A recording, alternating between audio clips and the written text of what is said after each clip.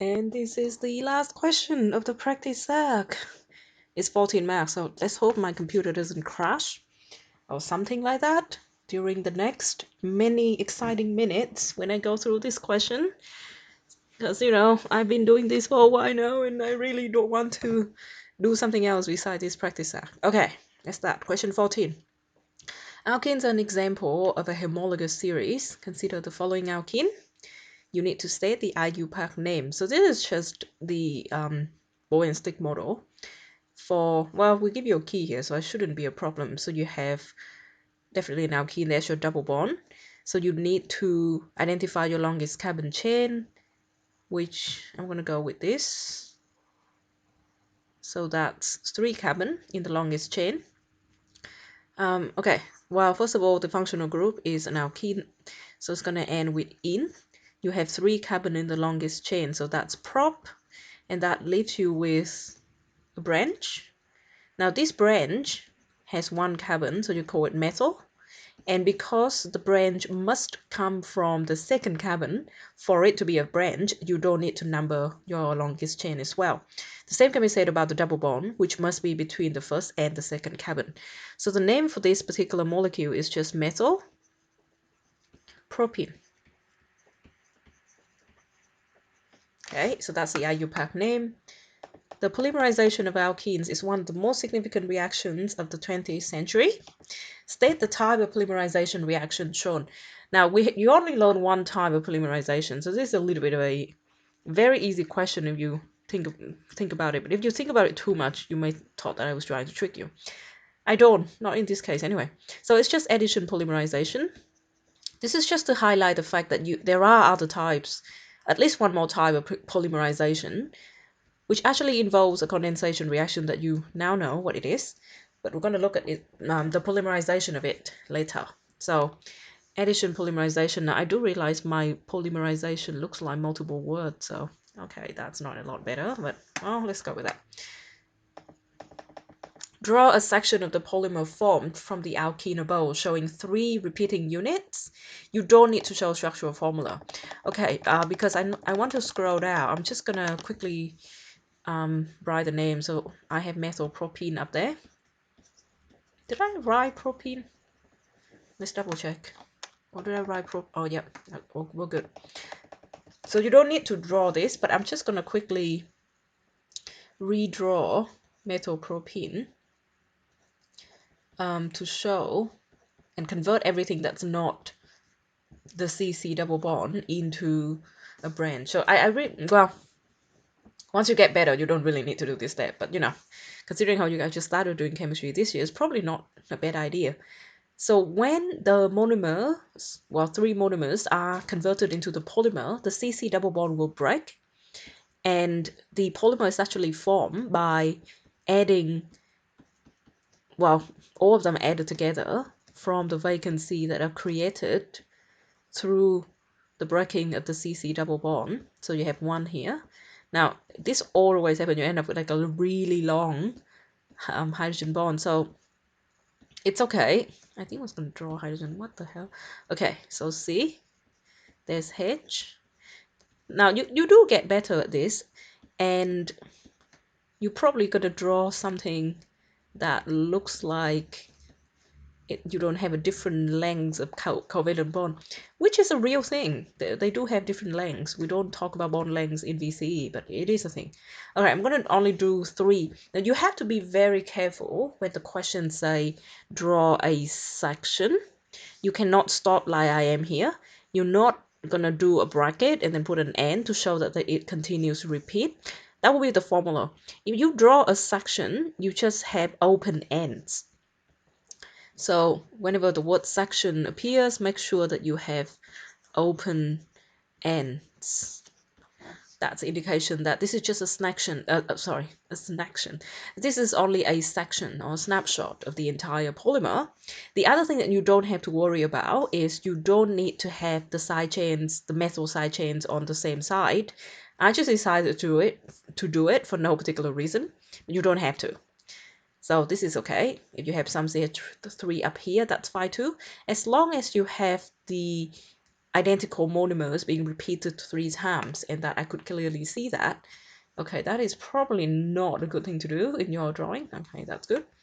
So that's this part. What else do I have in this question? Why do I make this so long? Okay.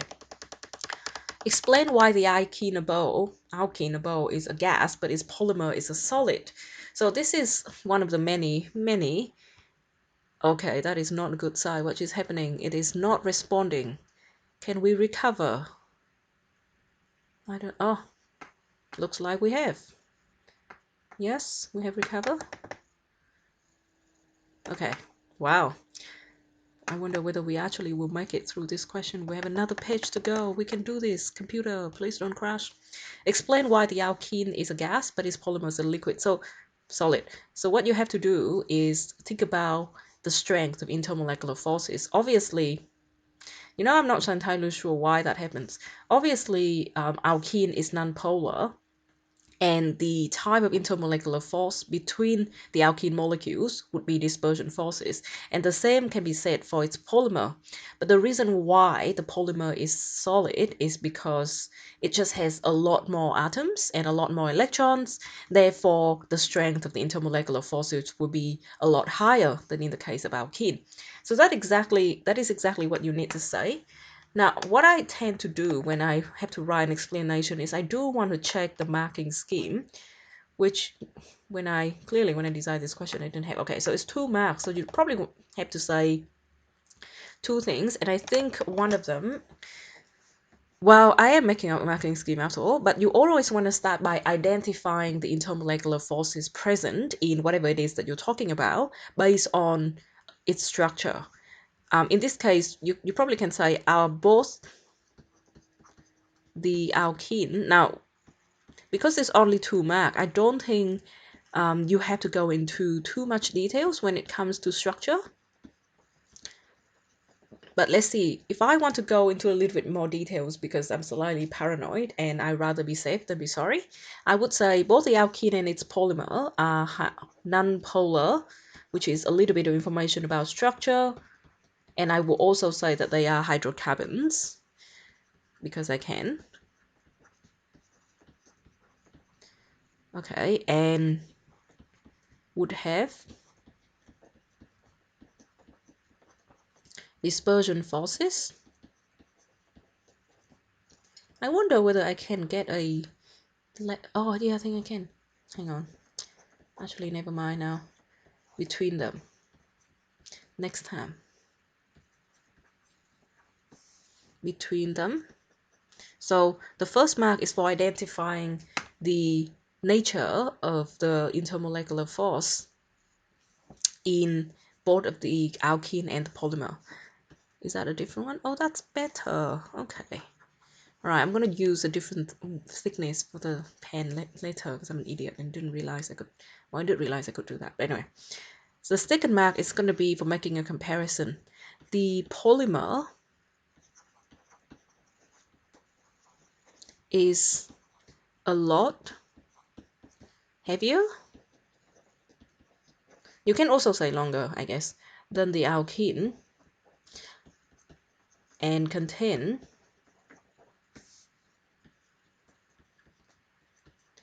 more or much more electrons.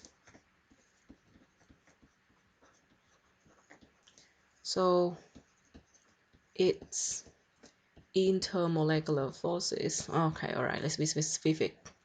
Its dispersion forces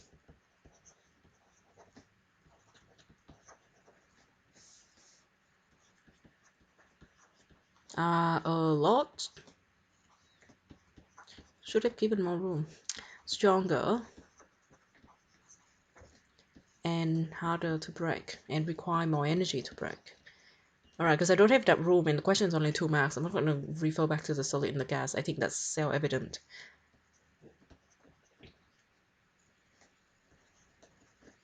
Energy to break. Oh my god, do I have to write any more explanation after this? I think so. I remember the last question that I wrote. Part C, not crashing. We're still going. Yes. Using structural formulas to write a chemical equation to show how an alcohol can be produced from the alkene above. You don't need to write the condition. So if you want to make an alcohol from an alkene, you need to do it via addition reaction with H2O. Okay, not actually water, it's actually steam. The condition is nickel with 500 Celsius. Is that nickel? No, I think it's 300 Celsius degree with H3PO4. I don't even know why I tell you that. You don't need it. All right, structural formula. Let's stop talking and focus on this before my computer crashes again. It also scratches. Yes. Why can't... I don't know what I'm talking about. All right. So this is the methylpropene in question. I need to make... I really don't like this. I'm going to redraw this. I need to make an alcohol. I'm not sure whether this is any better, but most likely. So you need to react it with H2O, and when you break the double bond, there are actually two possible alcohols that you can make. You can either have the OH linked to this carbon or the OH linked to that carbon. So I'm just gonna I'm gonna draw a terminal carbon. Sorry, a terminal alcohol because I can, which is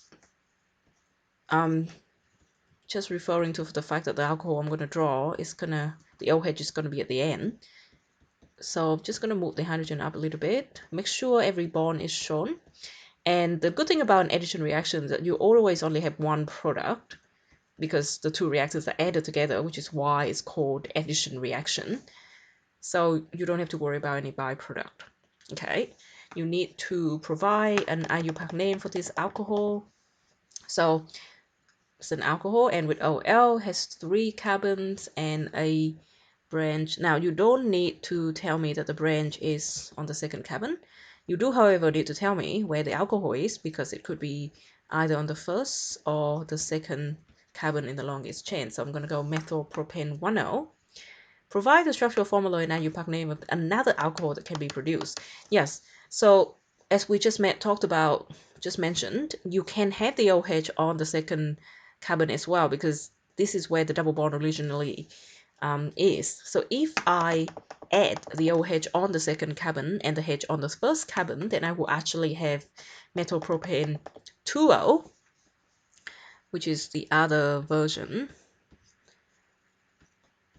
Now, you may wonder whether there's a way to work out which alcohol you produced, the one with 1O or the 2O version, and there is actually a way to work that out. You have to do a little bit of chemical test to the products because methylpropane 1O and methylpropane 2O do have quite different chemical reaction. We haven't actually finished all of the chemical reactions of alcohol. We only did one, which is condensation, and that's all we're going to do this year. But next year, I can continue with this question and ask you to devise a test to distinguish between the two alcohols, and you should be able to do it in theory. Compare the two alcohols drawn in part 1 and 2. Which alcohol would have a higher boiling temperature? Explain your answer. And how many marks is this thing? I bet it would be at least 3. Yes, the last question, 3 marks. So essentially you need to compare the alcohol drawn in the first part and the second part. Now, your answer might be slightly different from mine if you choose to draw propane 2O here and propane 1O underneath. So change slightly. Essentially what we need to do here, and I'm going to use this space just to recap. You need to compare the boiling temperature between this alcohol, which has an OH at the end, and then you have a CH3. I am not drawing the structural formula because this is just for me to see.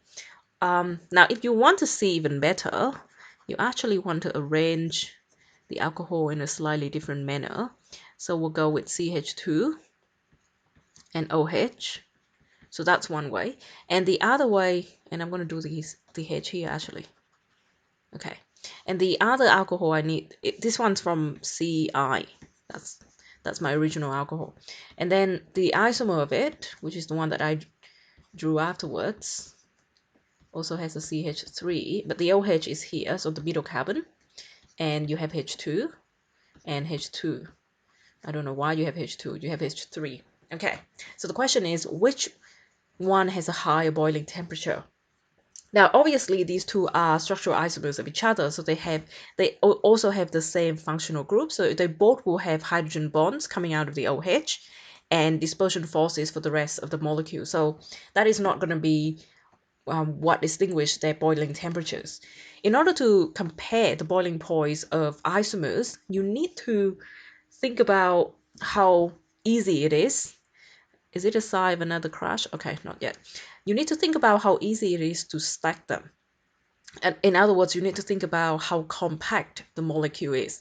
This is very similar to the example that I used between high density polymer, which is very easy to stack the chains because the chains are very straight with no branches, and then you compare that to low density polymer, which have a lot of branching and makes it a lot harder to stack. This is a very similar idea. So my first alcohol, which is methylpropane 1O, actually has a more compact structure because it only has one branch really. The OH is not a branch, it's part of the longest chain. Therefore, the chains, the molecules of methylpropane 1O should be able to be in contact with each other more than in this case when you have two branches. So the dispersion forces that can be formed between the molecules will be stronger in methylpropane 1O, and therefore methylpropane 1O would have a higher boiling temperature. Okay, so that's a lot of stuff to write. Now, it's up to you, but if you're not sure, you probably always want to start by just picking out the one that you think has a high boiling point, just in case you don't have enough time to finish your explanation. At least you get a mark for making a guess. When the question is structured like this, you actually will get a mark for guessing because there are clearly two different questions. The first one is which alcohol would have a higher boiling temperature, so you get a mark for answering that specifically, and the other 2 marks will be allocated for explanation. If, however, the question say explain which alcohol would have a higher boiling point, then that generally means that you wouldn't get a mark just for guessing. Your explanation that follows need to match your guess in order for you to get any mark. So this is probably a little bit more forgiving in the way that the marks are allocated. And I am talking about how marks are generally allocated in Year 12 exam. Obviously, we can be more forgiving if we want to, but we tend to use the exam as a guide. All right, so I'm going to start by just answering the question. Methyl propane 1O would have a high melting point, boiling point. Oh, I forgot to do the thing that I said it was. Oh, never mind. Boiling temperature. So you answer the question and then now you explain. Okay, the way to explain, say something like methylpropane 1O. You can either say that it's less branched or it's more compact. Okay, I'm going to go with less branched than methylpropane 2O. You know, I really should have typed this. I don't know why I didn't do that. This is a pen. 2O. Whoa, okay. Actually, I do kind of like the aesthetic of a handwriting. My handwriting looks very bad in it. I don't know why I like it. Then 2O. So the molecules can be closer to each other because less branching means you can stack them a little bit more closely, a little bit more easily. Okay, so that's the second mark, and so you always want to mention something relating to the structures of the actual molecules. And the third mark is for saying this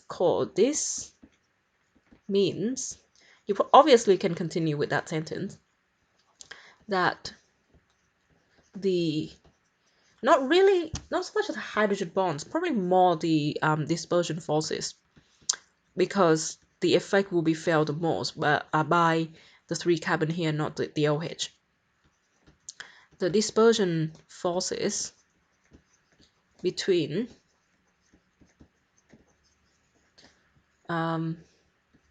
methyl, that's such a long name, propane 1O would be stronger, requiring more energy to break.